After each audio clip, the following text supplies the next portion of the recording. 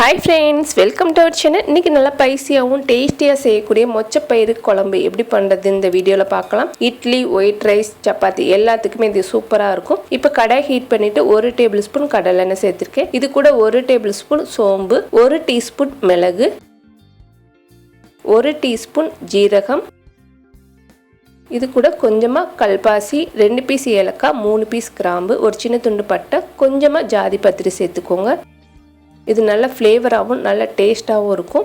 இது கூட 1 டேபிள்ஸ்பூன் கசகசா சேர்த்துக்கலாம். கசகசாக்கு பதிலா வேர்க்கடலை கூட சேர்த்துக்கலாம். இது கூட ஒரு 15லேருந்து 17 பீஸ் அளவுக்கு சின்ன வெங்காயம், 5 பல் பூண்டு, ஒரு சின்ன துண்டு இஞ்சி எல்லாமே சேர்த்துட்டு அடுப்பை லோ ஃப்ளேமில் வச்சு நல்லா ஒரு அரை பதத்துக்கு நல்லா வதக்கிடலாம். வதக்கினதுக்கு அப்புறமா ஒரு சில்லு அளவுக்கு தேங்காவை துருவிட்டு சேர்த்துருக்கேன்.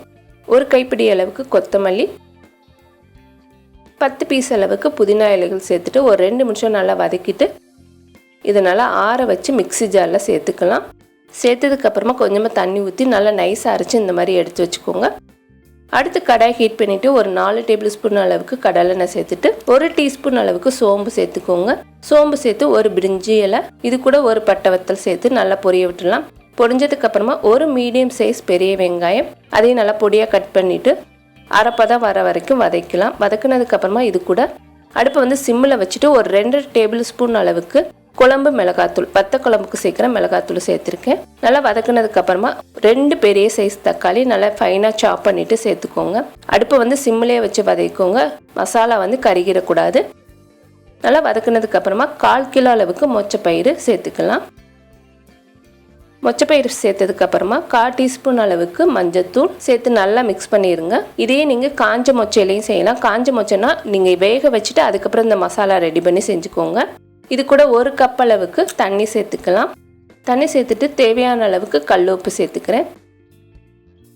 சேர்த்ததுக்கப்புறமா நல்லா மிக்ஸ் பண்ணிவிட்டு இதை மூடி போட்டுடலாம். நல்லா கொதிச்சதுக்கப்புறமா ஒரு 5 நிமிஷம் அடுப்பை சிம்மில் வச்சு வேக வச்சுக்கோங்க.